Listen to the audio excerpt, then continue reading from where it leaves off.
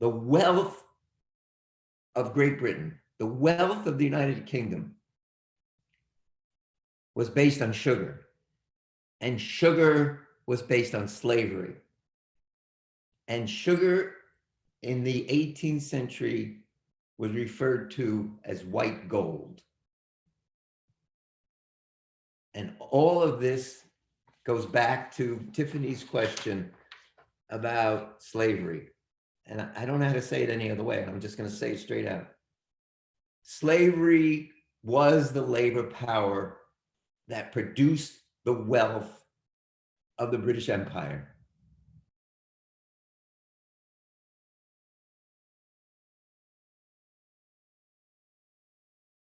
So to start the class, we're going to watch a few minutes of a video that basically takes us through the transition from New Amsterdam to New York.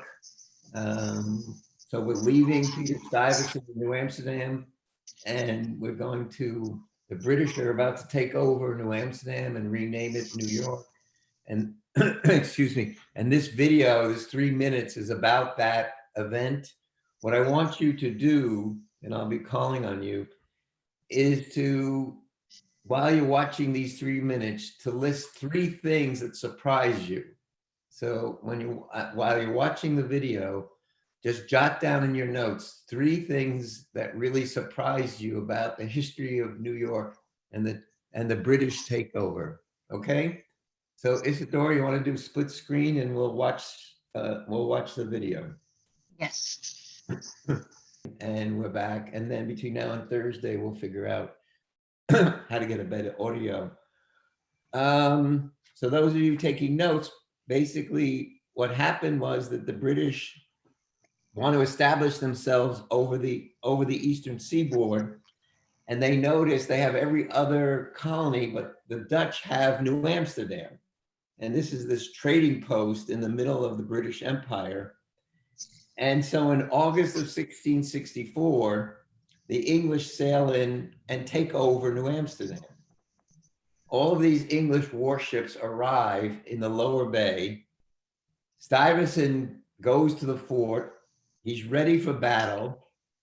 The English ships are there, and 93 merchants present a petition to Stuyvesant, including Stuyvesant's son, basically saying, look, we see the British fleet is here.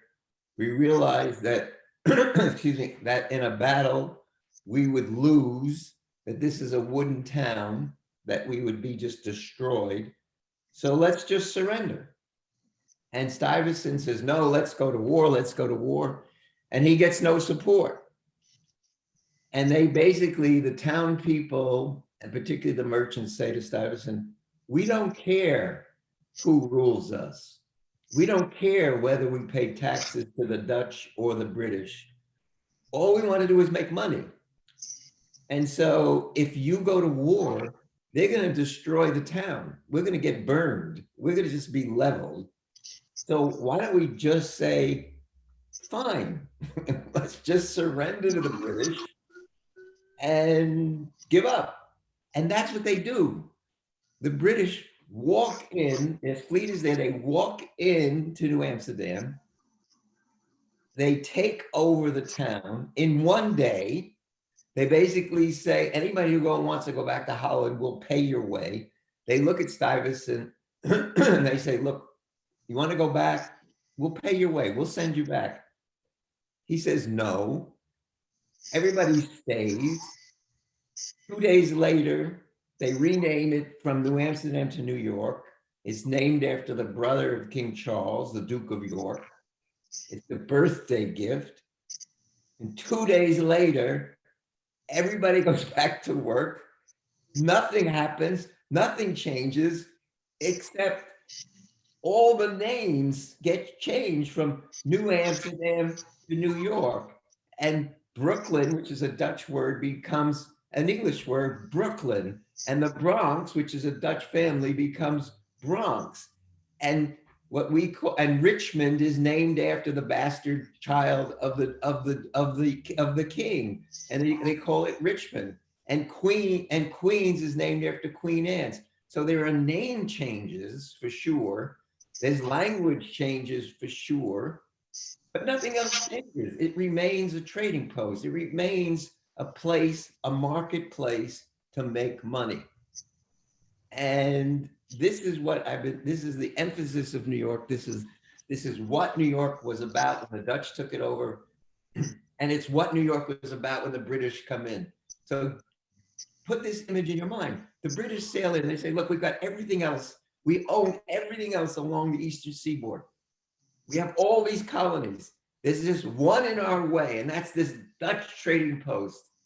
So we want to take it. And Stuyvesant has to give up because no one is going to back him. Everybody's there for one reason, to make money, and they just surrender. And it's amazing. It's an amazing story that nothing changes. Everybody just goes back to work, and they say, okay, we're no longer New Amsterdam, we're New York, fine. We don't care.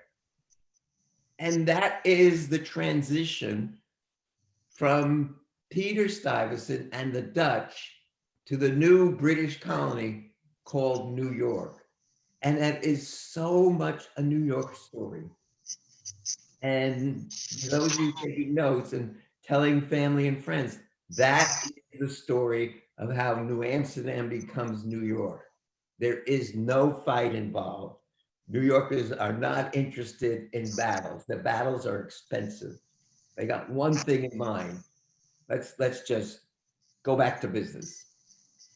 That's what you would have seen in the video. I hope I did a pretty good job. Okay. Anybody have any questions about what I just said? Yes, Professor. I have confusion that when British come to New Amsterdam, they took over. So there was lots of Dutch people in the city, but why they did not protect against British? Why what? What's your question again? I said when the British wanted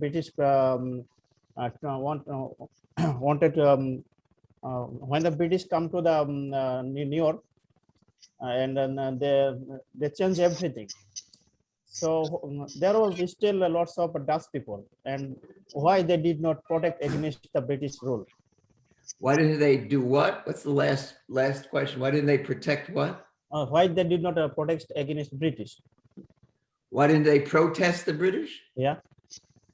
Because they didn't care.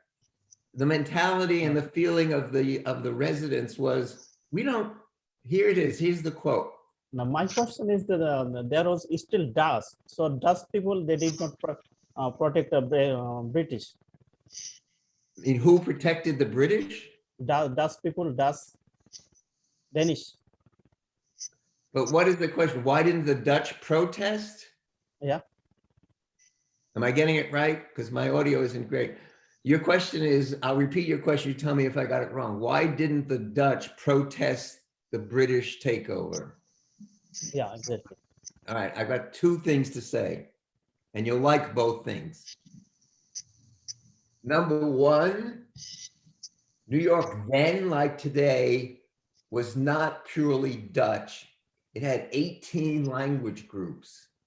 So the heterogeneity, the diversity that we feel in New York today, right, that we love about New York today, existed then.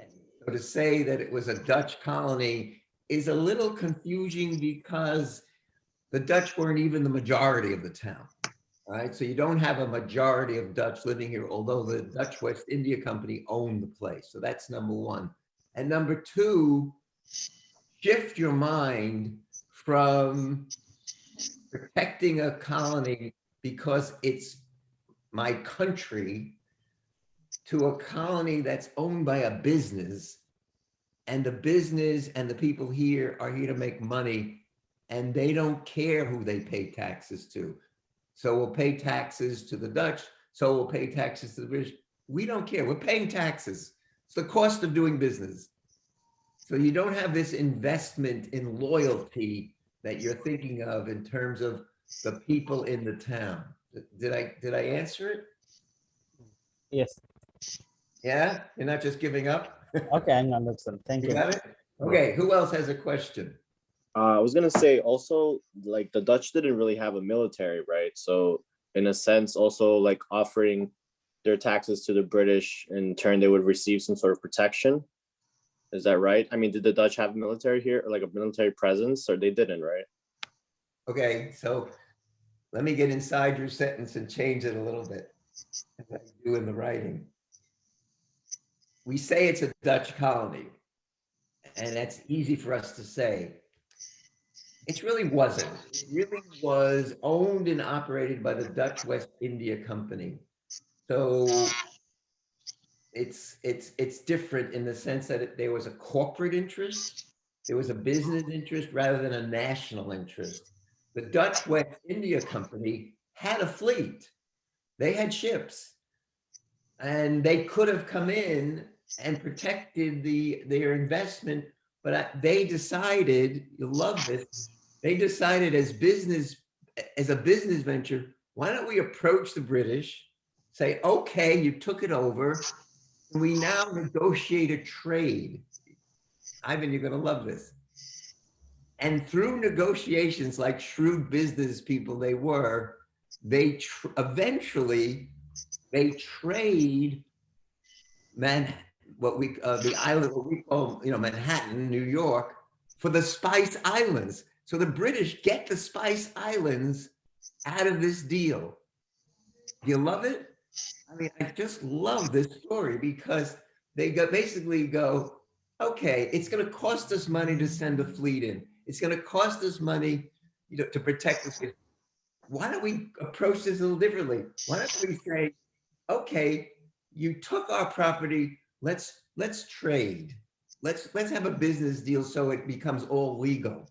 And what do they trade? The Dutch basically trade Manhattan, what we call Manhattan, for what the British then own for the Spice Islands. So they get the Spice Islands, right? Which was what it was all about when It was the goal from the beginning, yeah. which was the goal from the beginning. I love that story because what did it reveal? And you have to keep this in mind, is that unlike all the other colonies, we're here and owned and operated by business people who basically look at It's war. been capitalism from the beginning. Write that down. In fact, everybody write this down. This is a quote from Ivan. It's a source, like RKL is a source. Everybody got their pads or their pens or their keyboards. Ivan, say it again. It's been capitalism since the beginning. And I didn't miss that. It's been what since the beginning? Capitalism. Everybody's got to get that down. If you understand that, you'll understand everything about New York. You get the whole thing. And this transition from New Hampshire to New York is all about that. It's not about religious persecution. It's not about freedom. It's not about religious freedom. It's not about this whole story of Boston, of pilgrims and tolerance. It has nothing to do with any of this. It has to do with one thing, which is trade. That it was trade, and it was capitalism. As Ivan just said, it was capitalism from the beginning. I love that quote. Okay, other questions, I have a question. Where were the Spice Islands? What? Where were the Spice Islands? Where, does anybody know the answer to that from a class we had before the vacation, or should I just say it? Does anybody remember where the Spice Islands were?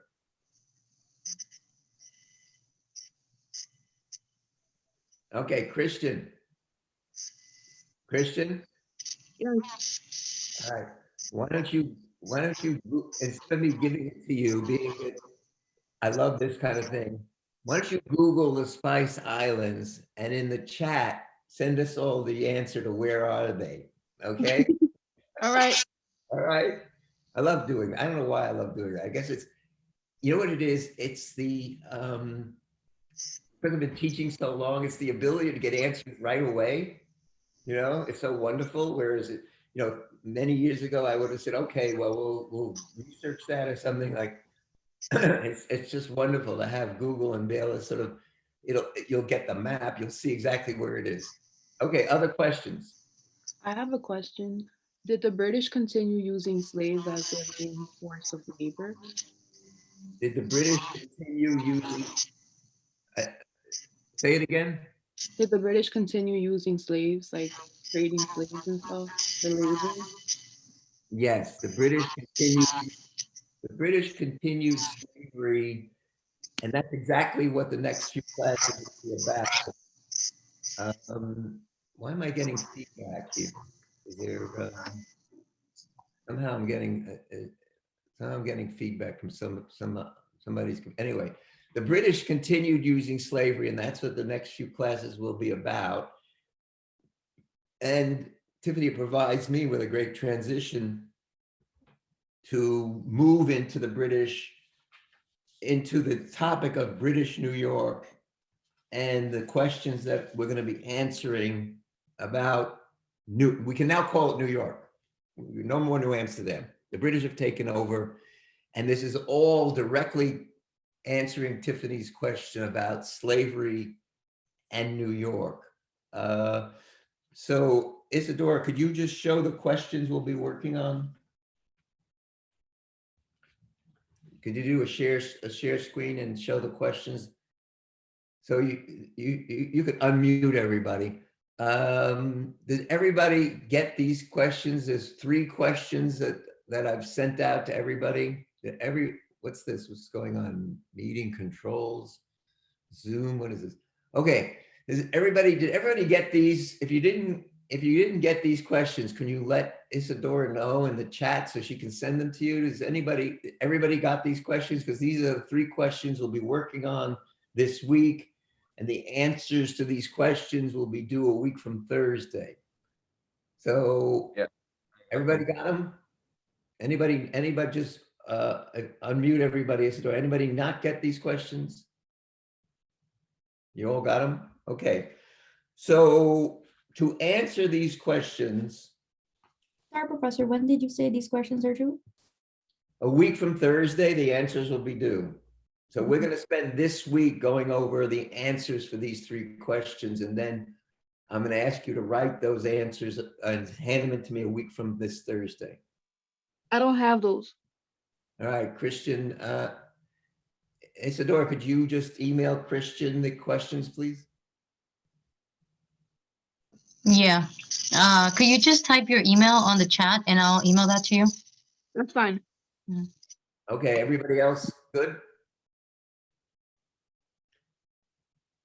Okay, so those are the questions, and now we're going to spend some time getting the answers to those questions, and we're going to start with a brief lecture by me about New York City, answering Tiffany's question about slavery and New York. So get ready to take some notes.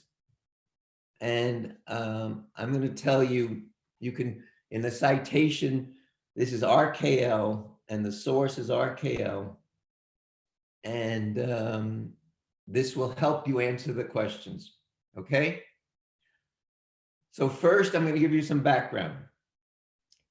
And the word I'm going to emphasize is sugar. By 1730, sugar had been sold to most people in English culture to be used every day.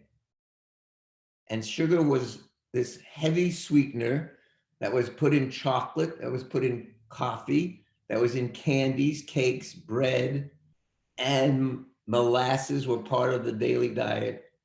So let me just stop a minute and say to you, between now and Thursday, check the ingredients of everything you eat. And you let me know what you find. Because dating back to the 18th century, sugar became a part of our daily diet. It became, I won't say anything else. I want you to check the ingredients and send me an email or send me a text, send me an email about what you find and what you're eating every day. But by 1730, sugar was a part of the daily diet of most people living in the United Kingdom. And catch this. So everybody's eating sugar. Everybody's eating sugar every day. They're putting it in their coffee. It's in the chocolate. It's in the candies. It's in their bread. You know, it's in everything they're eating. The source, the supply for this sugar, and Tiffany, this gets to your question, was slavery. It was slavery, and the slaves were in the West Indies. They were in Barbados, they were in Jamaica, they were in Antigua, they were in Nevis, they were in St. Kitts. By 1730s, and I'll say it slowly, you gotta get it down.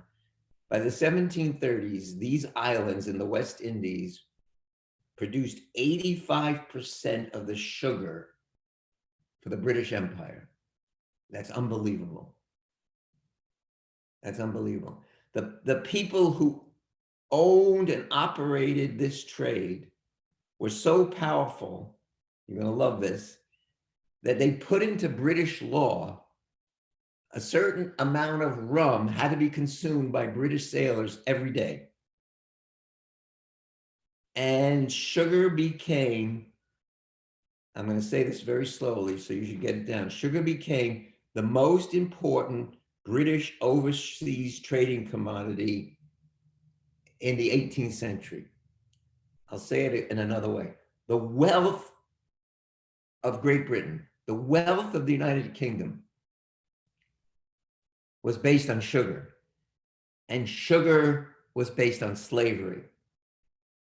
And sugar in the 18th century was referred to as white gold.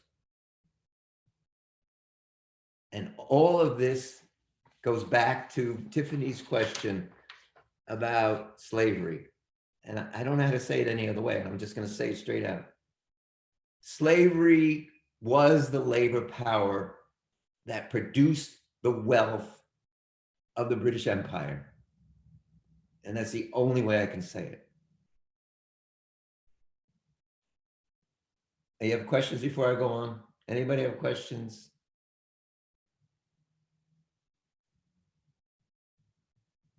So sugar was planted by slaves. Exactly. In the West Indies, in Jamaica, in Barbados, in Antigua, in Nevis, in St. Kitts. You ready for this, Christian? You ready for this, everybody? Go ahead. Okay, get ready. From 1700 to 1775, the West Indies absorbed 1.2 million slaves. Woo! Think about it. In that 75-year period. Repeat that, please. I'm going to repeat it as many times as you want it. From 1700 to 1775, the islands that made up the West Indies, by the way, called the West Indies, going back to a previous class, you know, that search for the Northwest Passage, right? To get to the Spice Islands, the Molucca Islands, as Christian has discovered, right? That was trying to find a route to the Indies, right? And so they called these islands the West Indies, right? Because that's what they were searching for. So they found these islands and said, oh, these must be the West Indies. And the other is the East Indies. But anyway, from 1700 to 1775, the West Indies, right? And let me just tell myself, how many students here, I know we have students from the Dominican Republic, but how many students here from other islands in the West Indies? Unmute everybody, Isadora. Tell me what island you or your family, your grandparents are from in the West Indies. Honduras. Honduras? That's not an island, but that's in Central America. But what about from the islands of the West Indies? Anybody else? There was somebody else in the class. I remember.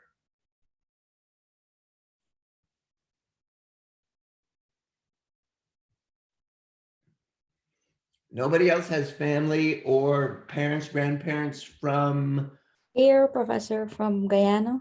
From Guyana. And there is yes, you were saying that you were talking about slave culture and freedom in one of our classes, right? Yes, the last class. And were you raised, where were you raised in Guyana or raised in Queens? Yeah, I was raised in Guyana. I only moved there like 2 years ago. And you have, remind me, you have memory of the history of slavery growing up was around you? I mean, the stuff I'm saying, does it make sense?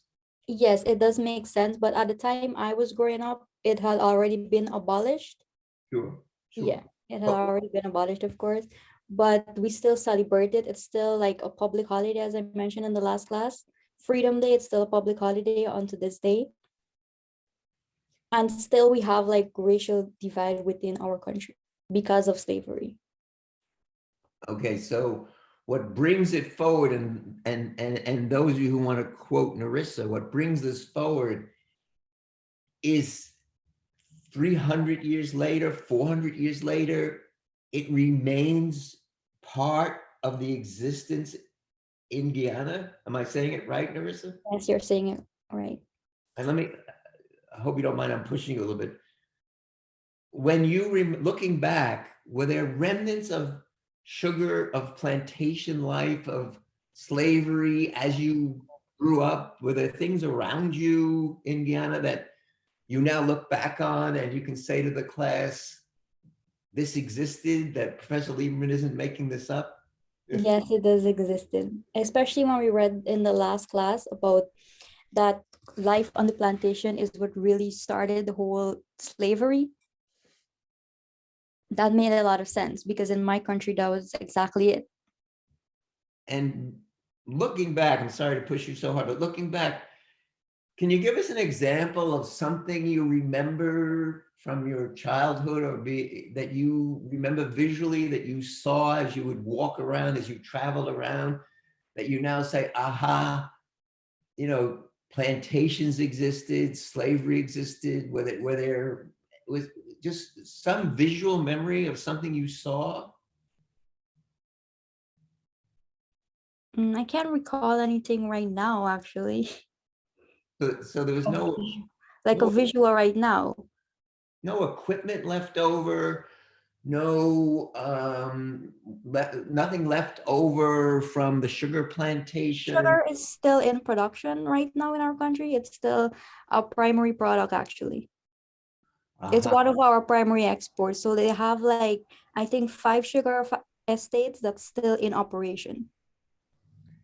And what I'm saying to you, Narissa, and the class, this got created by the British from 1700 to 1775. It didn't exist, right, as a crop, as a profitable crop until the British first create the market, the desire for sugar, okay, and then go to exploit a slave Black population brought in from Africa to be the labor force for that sugar.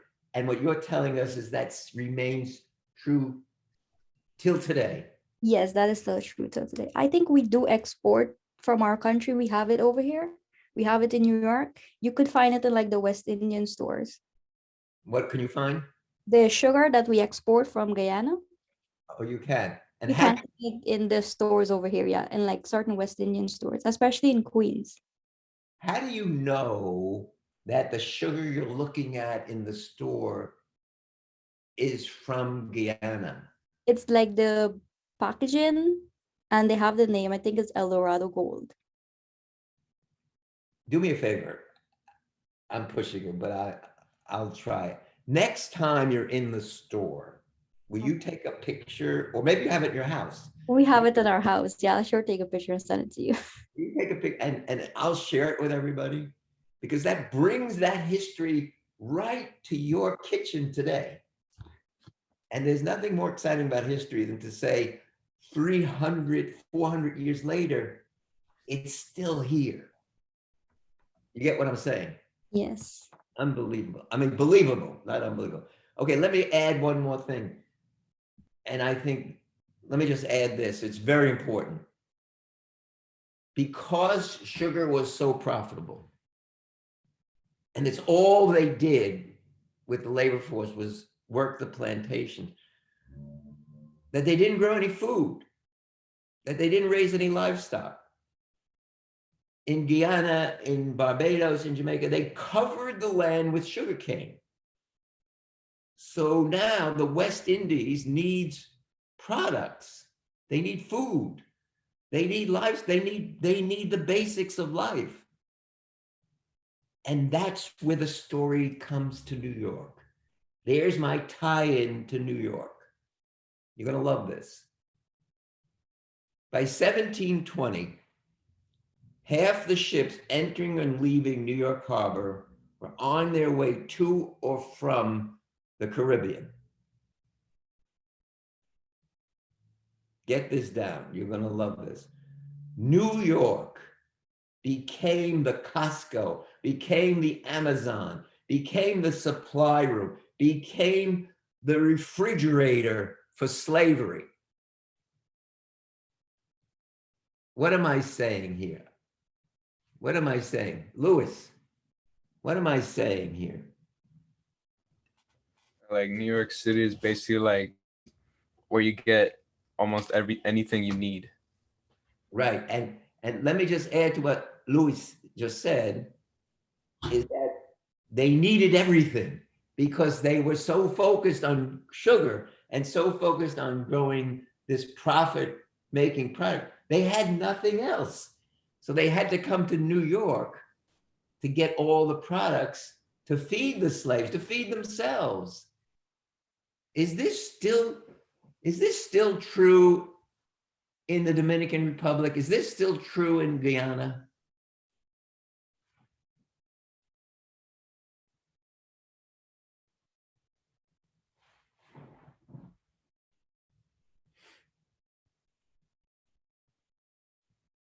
You better unmute everybody. Can you repeat that, Professor? I'm saying, and what Luis was interpreting for us was that because these islands, because the focus was so strong on growing sugar, because the focus was so strong on the profit of sugarcane, that the entire land was covered with sugarcane, and they were not growing the food, they were not raising the cattle to feed everybody. And so they had to turn to New York for products to live on. And New York becomes the supply of everyday needs. New York becomes what we would think of as Costco or Amazon or Sam's Club or any of these groceries. New York becomes the grocery store for slavery. And I'm asking you, Narissa, I'm asking you, who said that their family was from the Dominican Republic? I think they're all muted Not again. me. Hmm? But me. Who was it? Luis? Yeah. All right.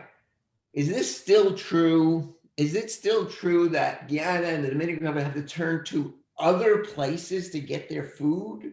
Or are those islands now growing their own? Well, from what I know, like Dominican Republic, they tend to grow like their own stuff, their own crops. And so they're not importing food, they're not bringing in food that much, they're self-sufficient. Yeah, from what I know, yeah. All right, can you do a little research with your family and the family you just visited in the Dominican Republic and ask them to sort of check out their refrigerator, their cupboards, and to see where these products are coming from? Okay, yeah, I'll do that. It's a very local history. Just ask the family that you just visited to take a look at, randomly look at what's in their refrigerator or in the cupboard and look at where it came from and see if it's local. All right? All right. And Narissa, what about your family? What about Guyana? Is Guyana growing its own, or is it still bringing in food from outside? Yes, Professor, we mainly grow our own, So this mostly agricultural products. Yeah.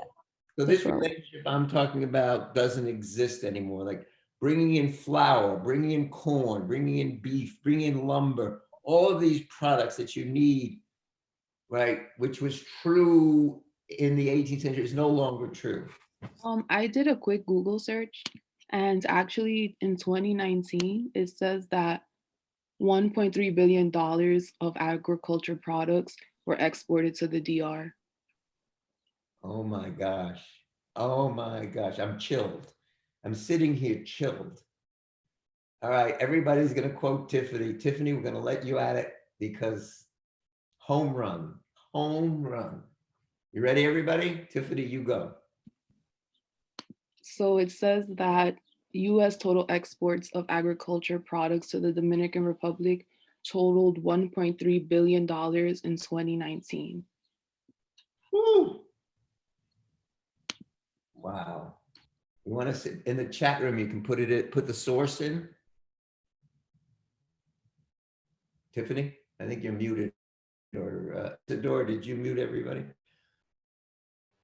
Could you unmute? No, I haven't muted anyone. Tiffany, unmute yourself. The website is ustr.gov. It's the United States Trade Representative. Yeah.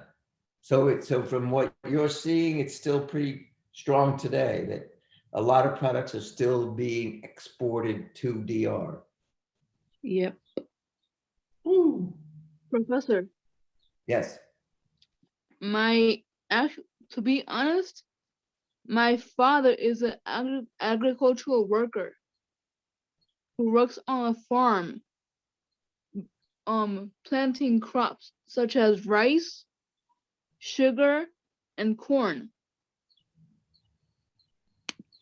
Where? in Honduras.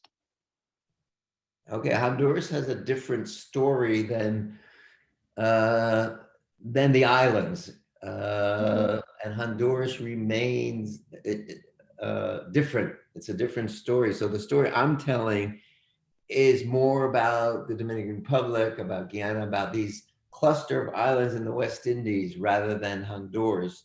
But thanks for that. It's important. So let me summarize. New York is sending, and those of you taking notes, New York is sending flour, corn, pork, beef, lumber, that the West Indies plantations, they couldn't, Guyana, Dominican Republic couldn't survive without New York in this time period. And so the image in your mind is this. If I had a chalkboard, I'd put it on the chalkboard. That ships are leaving New York in 1750 with all of these products, with flour, with corn, with beef, with pork, with lumber, right? Bringing them to these islands like Guyana and Dominican Republic, and returning with sugar, returning with rum, which is made from sugar, returning to New York with molasses, which is made from sugar, returning to New York with other local products like limes and ginger, right? Some of that is sold in the New York markets, and then the boats go to London or Glasgow. So you have this trade route developing, coming up from these islands, stopping off along the way for sure, ending up in New York with sugar and molasses and rum, selling some of it in New York, and then going off to London or Glasgow with the remaining products. And what develops, and this is very important, is a triangle trade route. You've heard about this probably in high school, you've heard about it in other classes. It is a triangle trade route, which really isn't a triangle, but it's been called a triangle trade. And the triangle is Black people who are captured in Africa, who are brought either to New York to be sold as slaves, auctioned as slaves, or other boats going directly to Jamaica or Barbados or Guyana. So there's two lines of trade. And then the other lines are boats going up and down the coast, going up the coast from the West Indies with rum and sugar and molasses, and then coming down with flour and corn and pork, And then also those boats going back and forth to England and Glasgow, going over from New York with raw materials and then coming back with manufactured material.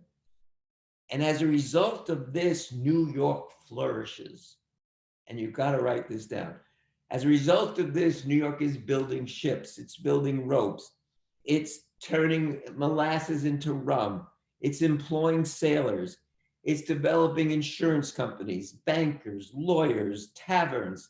The entire economy of New York booms on, and write this down, on the sweat, on the slavery of Black people. I don't care how you write it, but you've got to understand this. And I'll say it in another way. More Black people come to New York in this time period involuntarily than all the whites that came voluntarily in the 17th century. That's powerful. That's powerful. Almost half of the households in New York, each one had a slave. Black people, African Americans, were 21% of the city.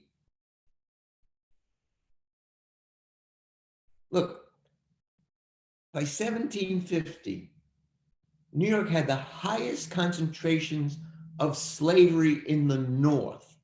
In fact, it had more slaves than any city north of Virginia. And write it down any way you want to write it down. We live in a city that was based on slavery. We made our money on slavery. We had the most slaves of any city in the North. And you could say New York was a Southern city. All right, Tiffany, that's a long answer to your question, but you've got to understand this, that the wealth of New York is based on the enslavement of Black people. Questions? Comments? Unmute yourself. What are your comments? What are your questions? What surprised you about what I'm saying? So basically, New York was built by slaves. All right, I'm going to ask you to say that again because it is so perfect. Everybody ready to write it down? Christian, you ready to say it again? Yes, Go. New York was basically made and constructed by slaves. Woo! All right. Now let me tell you something else, which you'll find hard to believe. Everybody knows the name Abraham Lincoln, right? Famous president of the United States, leads us through the Civil War. You're gonna love this. Because of what Christian said, and because the wealth of New York was based on the slavery in the West Indies, you're gonna love this. New York does not vote for Abraham Lincoln. Abraham Lincoln loses the election in New York. He gets elected president, but he loses in New York. New York does not want to get rid of slavery. Woo! Too much. Too much. Somebody else, anything I'm saying surprise you, or anything I'm saying you don't believe? Professor, Yes. I could sort of start feeling the way how most of my neighbors feel. Tell me more. Because most of my neighbors are African Americans. Tell me more. How do they feel? They feel as if they own this land of New York. Why? Because of what we just said. Yeah, but New York was basically made by slaves. let me flip what you're saying. I'm going to go inside your sentence and change it a little bit. That New York owns them, that New York owns their ancestors, that it's I'm going to flip what you're saying, that the ownership went the other way, that it wasn't that Black people owned New York, it was that New York owned Black people, that New York owned the sweat and slave labor of Black people as far away as the Dominican Republic, as far away as Guyana, as far away as Barbados. New York was making a profit, and the wealth of New York was based on slavery. So I'm flipping what you're saying a little bit. Anybody else have a question? Comment? Anybody not understand what I'm saying? Any other reactions? Any other reactions to what I'm saying? I Surprise. feel like most of my education throughout social studies, I feel like I've been lied to, making it seem like the South was the biggest hub for slavery, when in reality it was New York. Is that Daisy? Yes. Daisy, you're brilliant. And I want you to say it again so others can write it down, because this is exactly the message. So everybody get ready. Daisy, who is on our screen, is Galaxy Tab S4. But I feel like we've been lied to, saying that the South was like the biggest slavery hub, when in reality it was New York all along. perfect. Perfect. Perfect. I couldn't say it better. I couldn't have said it better. It's exactly right. I don't know why I'm getting so emotional about this, but it really gets to my heart. So what happened to the African Americans that came to New York during the Great Migration times? Wonderful question. So the Great Migration, which is referred to as the period after World War I, and there's another Great Migration that happens in the 1950s. So there are two great migrations, meaning thousands upon thousands of Black people leave the South and come north for seeking jobs and seeking a better life, right? I'm giving you a very general summation. How am I doing, Tiffany? Okay. Yes. And so what's your question about the migration of Black people coming up from the South in the 20th century? So we're talking 300 years after what I've just been talking about. What's your question? I just wanted to know how that transition happened. Give me something more detailed than the word how. Give me a little bit more in your question than how. Give me another sentence. What took place between the time where New York had slaves to the time where the Great Migration took place, and a lot of African Americans were fleeing the South to the North. So you want to know what happened between 1750 and 1920, or you want to know about New York in the 1920s or the 1950s? I want to know about New York in the 1920s and the 1950s, and why they chose to come to New York. Some African Americans chose to migrate to New York specifically. Okay. I'm going to try and get this down to a manageable answer. If you talk to Tiffany, did your parents or grandparents migrate from somewhere? Were they immigrants? My grandfather came from the DR. Okay. And is your grandfather still around, or is he passed? He's still around. Okay. I want you to speak to your grandfather and ask him why he came to New York. And in that answer, you're going to find the answer to the question you're asking about African-American people migrating from Alabama and Mississippi and Florida and Georgia. In that answer that your grandfather gives you when you say to him, what do you call him when you say, what's your name for him? What do you say? I just call him Grandpa. When you say, and you speak to him, is he here, where is he living right now? He lives here. All right. So tell him you got this crazy history professor and ask him, why did he leave the Dominican Republic and come to New York and tell me you want just one or two reasons. And in that answer, you're going to get the answer to the question you just asked me. So when you get the answer, will you write it to me? Send me an email about what he said, and I'll show you the connection, okay? Okay. I mean, I would answer you straight up, but it's going to be much more fun for you to talk to your grandfather, because although your grandfather came from the Dominican Republic and not from Alabama to New York, the answer to what you're asking is in that answer he's going to give you, okay? Okay. I just wanted to know like when exactly slavery was abolished here in New York. You want to know when slavery was abolished in New York? Is that your second question? Yeah. All right. So it's abolished slowly. And in the 1790s, they start to pass laws about abolishing slavery. And the leader of that is Alexander Hamilton, which we'll talk about later in the course. And from the 1790s to the it takes about 50 years to abolish all of slavery because it's done slowly. And so by 1850, slavery has been abolished in New York, which, let me just add to that, which doesn't mean that if you were a runaway slave and you came to New York, it doesn't mean you were safe here. You could be taken out of New York and brought back to Mississippi. So although we had abolished slavery totally by the 1850s, slavery still existed in the United States.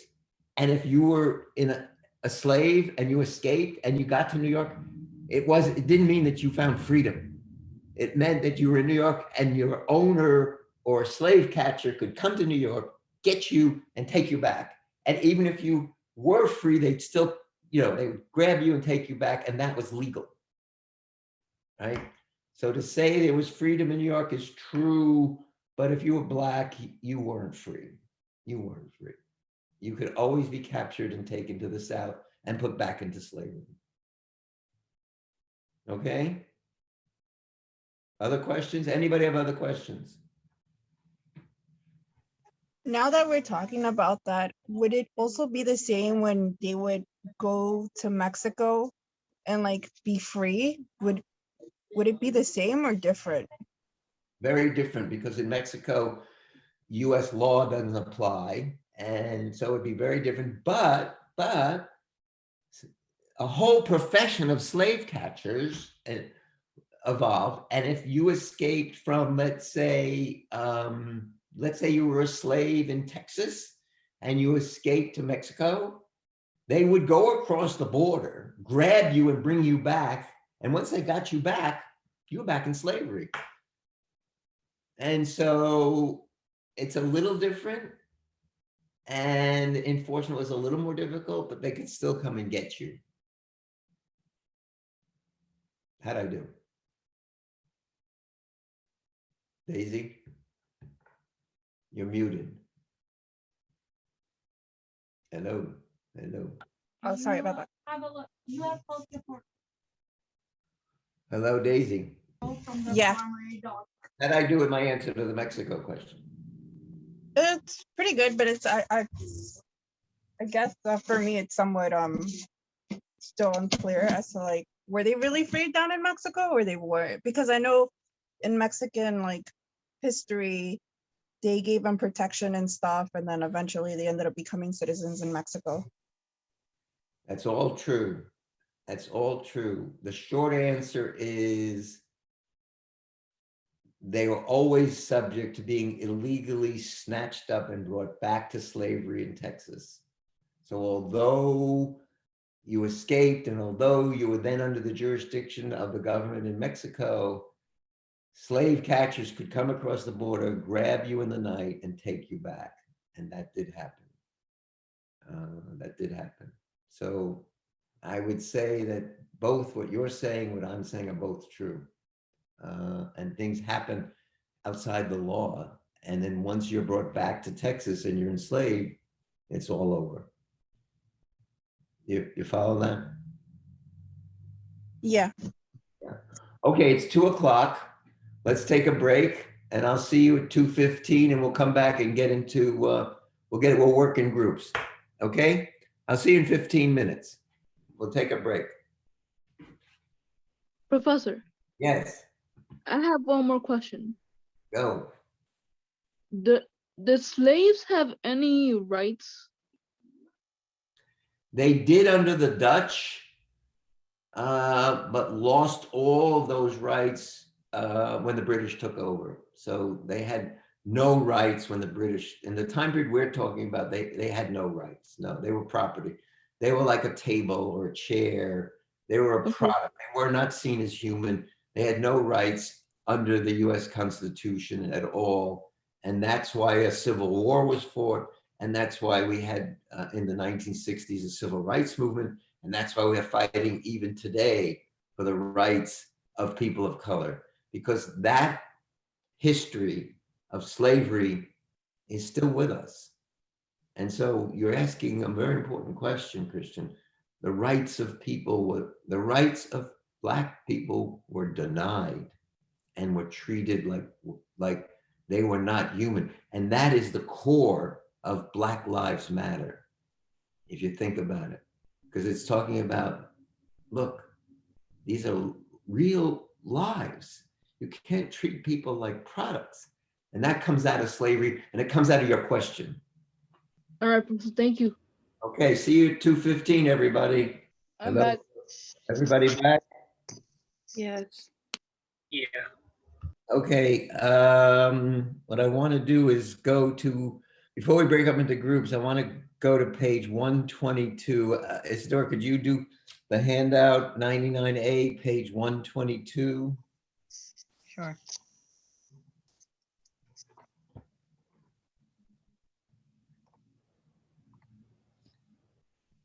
Okay, and so you see the paragraph, the net result, that's the one, you can make it bigger. I just want everybody to see this paragraph, the net result.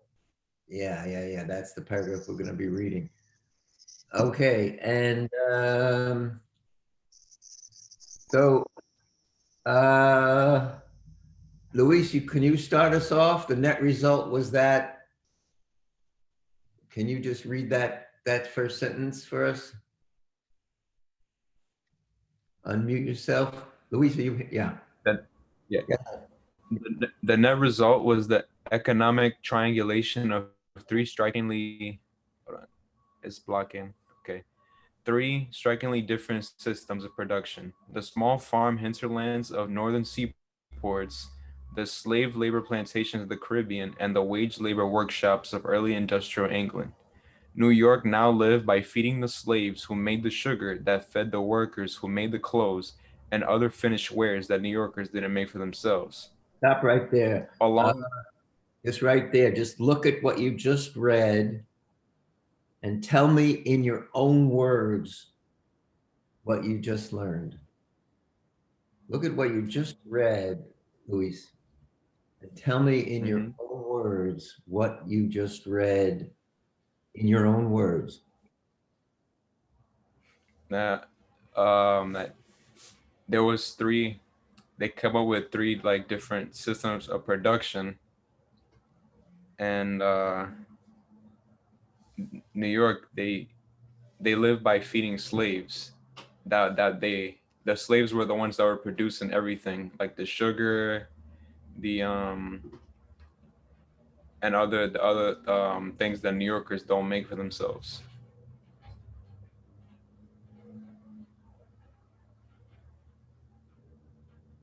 And Tiffany, give me your thoughts, your own feelings, your own thoughts about what Luis just read and said in his own words. What's your reaction to it?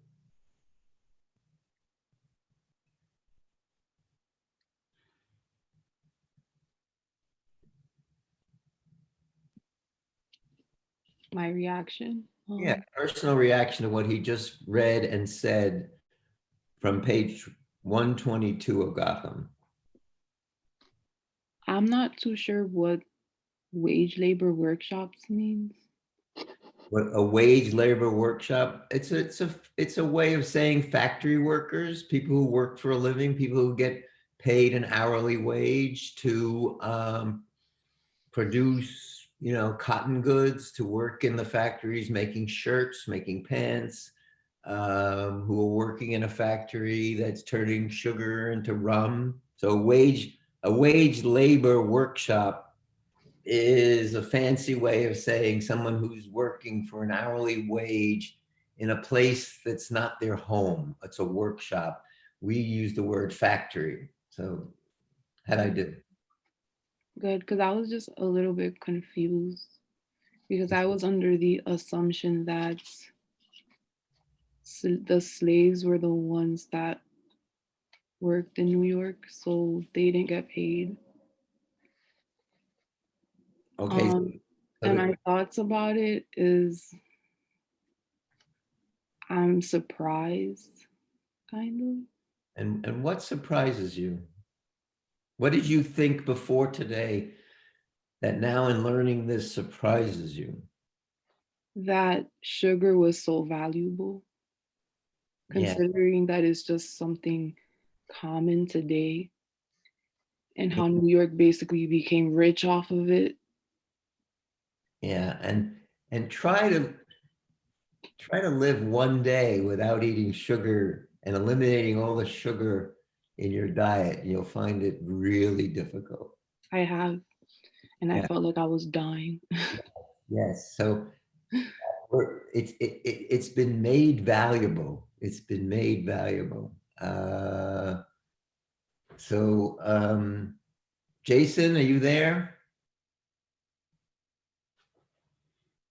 You want to unmute yourself? Yes, Professor, I'm right here. Okay, can you want to read the next sentence? We just, Along the way, yeah, along the way. Go ahead. okay.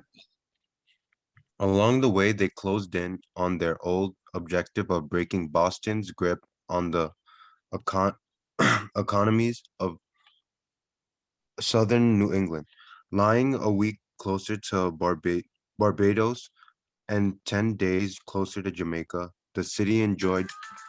Sorry, the city enjoyed a natural advantage over Boston in competition for the lucrative West Indian markets. All right, stop right there. Jason, could you just put that into your own words? Just look it over again and give it to us in your own words.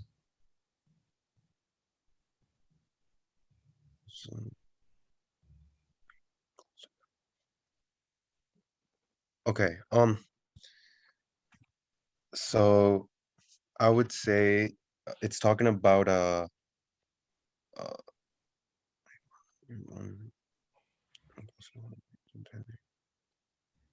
since okay, so I know Barbados and Jamaica are part of the Spice Islands, if No, I'm not mistaken. they're And not. No, they're not part of the uh Spice Islands. They're centers of plantation economy producing sugar. The Spice Islands are off by Australia, but go ahead.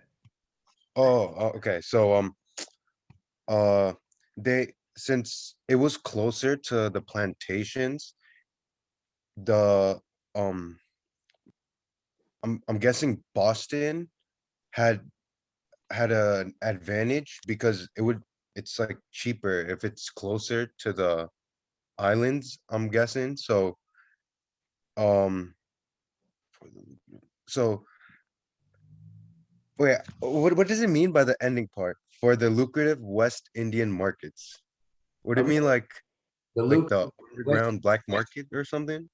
well, the lucrative West Indian market was basically sugar. Basically, the market in the West Indies, which was lucrative, meaning making money, was pulling sugar, molasses, and rum out of the Barbados, out of Jamaica, out of Guyana, out of Dominican Republic. So the word lucrative means you can make money, and the word market is basically sugar. So it's Okay, a, this is what I'm thinking. Since Boston was close no, to New York is, Jamaica. no, New York is closer. That's it. Oh, New York. New York had the city, meaning New York City, enjoyed a natural advantage over Boston. So we're closer.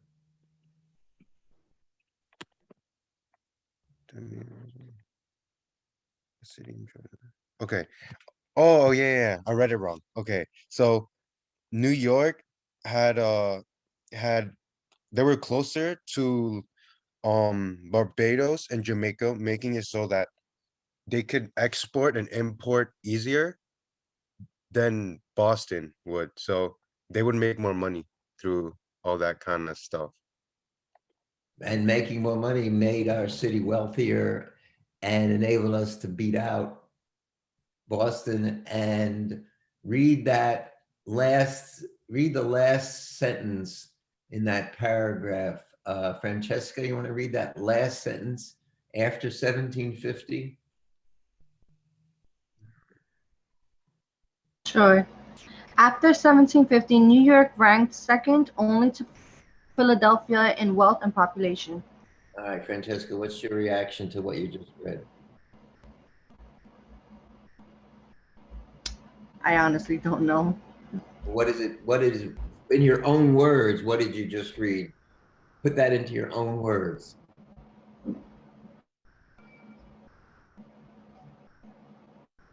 I forgot the name for it. I think this is name for when the economy like I don't know. I forgot the name for it. I'll make up a word for you. I mean, take any word and just tell me when you read that sentence, if you were going to explain that sentence to a friend or to family, what would you say?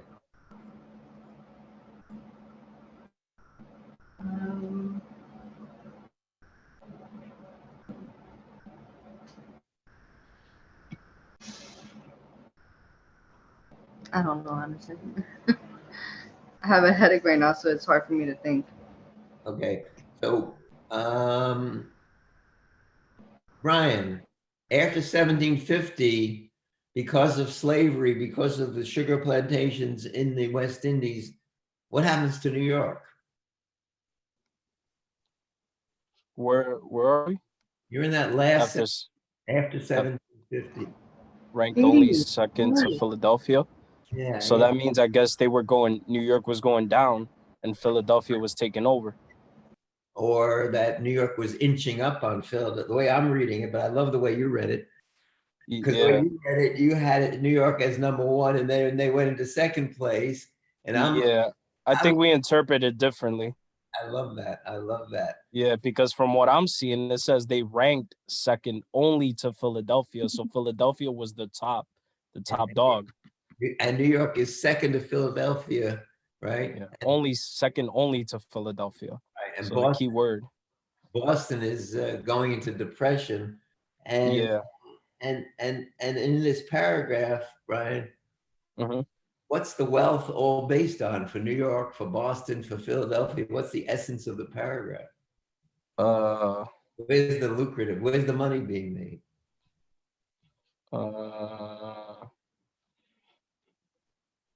I'm not sure. Sugar. The sugar, yeah, sugar. Sugar. Right, Slave the labor. number one commodity. All about slavery.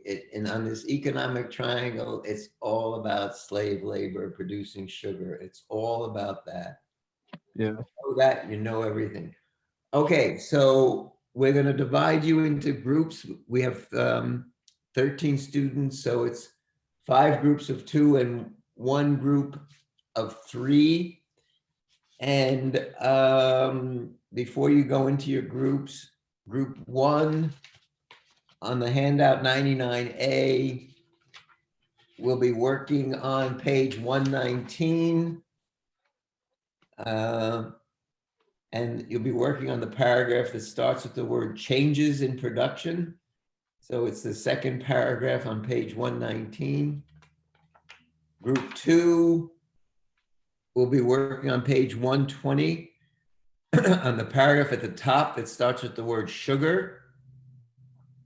And there's 2 paragraphs there. It starts with the word sugar.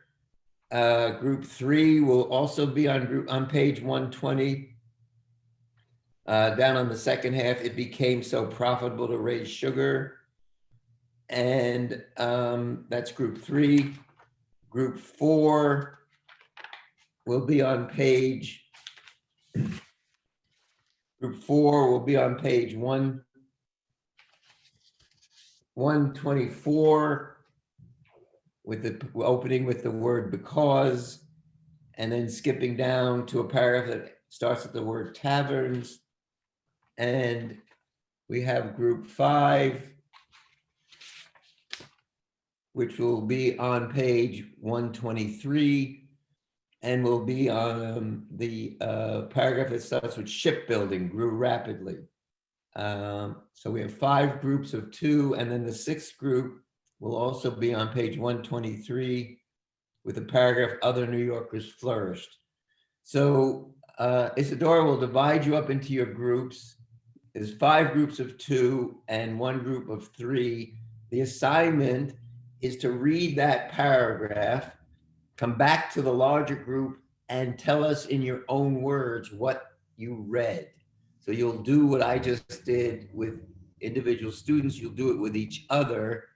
And if you have forgotten which page to go to or what paragraph to go to, Isadora will bring me to each group and I'll repeat it, all right? So first we'll divide you up into your groups, 6 groups, 5 groups of 2, 1 group of 3, and then I'll visit each group one at a time and repeat what I just said in terms of what paragraph to look at. So Isadora, why don't you first divide them up into the 6 groups and then bring me into each group and I'll re-explain the assignment to each group, okay? Okay, everybody's back. Group 1. Group 1, what did you learn? That's me, Professor. I learned by 1710, half of Britain's sugar came from Barbados. Then by 1710 and 1720, in the 10-year time span, Barbados was eclipsed because of the development of new sugar plantations located in Jamaica and 4 small islands. So then in another 10 years, by 1730, their combined production accounted for nearly 85% of sugar being exported from the British West Indies. Unbelievable, unbelievable.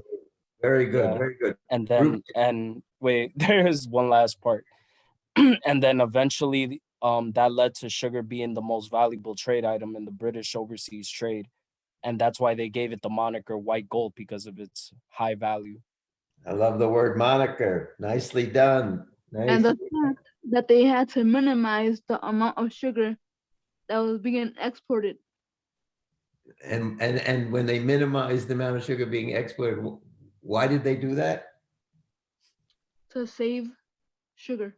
To save sugar and probably also to increase the price. When you minimize export, you also increase the price because you lower the supply. Group 2, what do you got?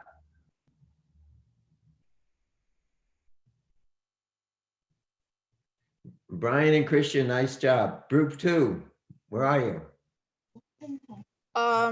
That basically that it was treated as a commodity. What was treated as a commodity? Sugar was treated as a commodity and everyone was basically a part of it, like investors, bankers, and all these other people were taking part in They were profiting. Who were the sugar other plantations. Who were the other people taking part in it? It was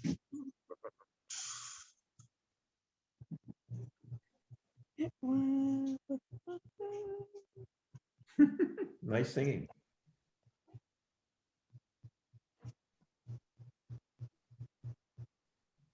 British people. The British people were taking part in it, so they were also part of this triangle. Group 3, what do you got?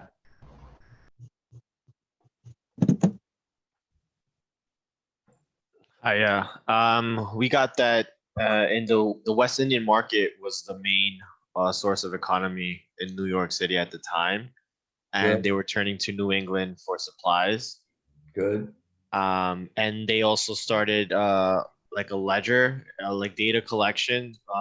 They were like recording all the activity they were dealing with in these commerce exchanges between New York and the Caribbean. And I also added that they exploited the goods of the Caribbean islands for profit. That's the key phrase, right? Exploiting the goods of the Caribbean islands for profit. But also it's interesting, they kept records, which is why I can teach this class. And why we know about this, because in any business, they keep records.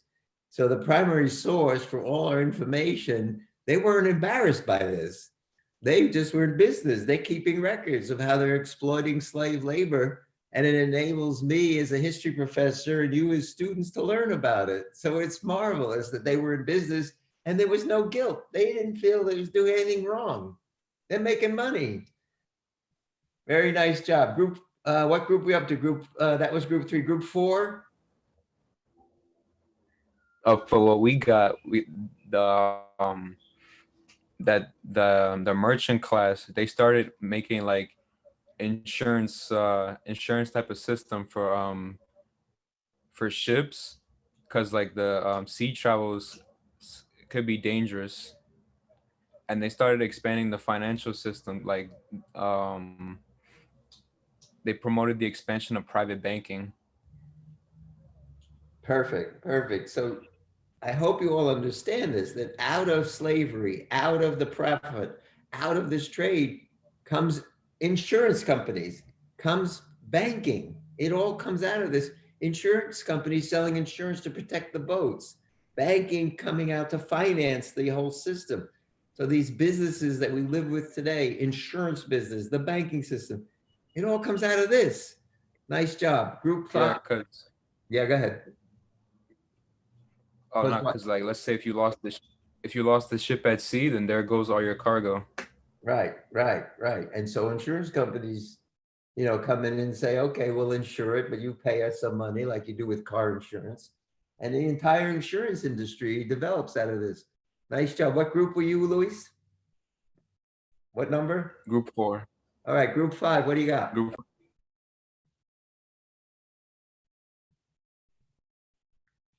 5. Oh, sorry. We were talking about this guy called Morris, which in 1991, he had one of the largest concentrations of slaves during that time. 1791, 17. No, I meant 1691. 1691, yeah. Good, I'm sorry. He had one of the largest concentrations of slaves during that time, in which he are selling like trade items, which he made there, which would later be exported to the West Indies. That's what it's called. He basically made everything with his own stuff, like the grain with his own grits mill and lumber and sawmill. When he was sending the items to West Indies, the government inspectors scrutinized the stuff because of the size and weight and quality and how they were labeled. Because, for example, all the exported butter was packed in Firkins branded NY. Mm-hmm. And so in summation, where in New York City today was the largest slave plantation and producing the most products to ship products down to the West Indies? This guy named Morris, where is it today? It's I think it's the southwest corner of the Bronx. It's in the Bronx. Next time you see anybody from the Bronx, you can tell them that you learned this in your history class. It was the largest slave plantation in New York, making a fortune of money, sending products down to the West Indies. Today it's called Morrisania. Whoa, okay, the final group, group 6, take us home. Okay, so basically to summarize what we read, in 1730, Nicholas Bayard announced Gazette, which I think is like a newspaper, next door to City Hall, and sugar became refined into molasses for rum. And after in 1715, tobacco was imported and converted into snuff, which involved the grinding and flavoring of tobacco. And like that's when big family names like the Livingstons, Roosevelts, Van Cortlands, and Rhinelanders, I believe, like got involved with the import export of sugar and the refining of it. And the imports and exports were possible because of mariners, and 4 out of 5 adult males of New York earned their livelihood as a mariner, and the work was dangerous and most men quit or died. Right. And were there any names there that you saw in what you were reading that you said, oh my gosh, I know that name today? The Roosevelts. The Roosevelts, Van Cortlandt Park, all right? The names we live with today, all of these families made their money based on what? Sugar. Sugar. And that was based on what? What labor force? Slaves. You got it. I'll see you all on Thursday. Take care. This class is a lot of fun. Take care. Stay healthy. See you Thursday, 1 o'clock. Bye, Professor. Bye. Bye, Professor. Thank you, Professor. Bye, Professor. Take care of Thank you. yourselves. Can I have a guy?